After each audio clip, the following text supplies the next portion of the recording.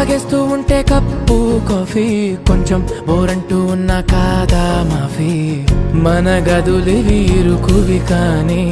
మన మనసులు కావే ఎగరడమే తెలియదు గాని ఏ గొలుసులు లేవే నువ్వు అన్న ప్రతి ఒక్క మాట సరిగమ పదని సపాట గుండె కూడా చిందులేసేనంట చూడే ఈ పూట ఓ పుణ్యమేదో చేసి ఉంటానే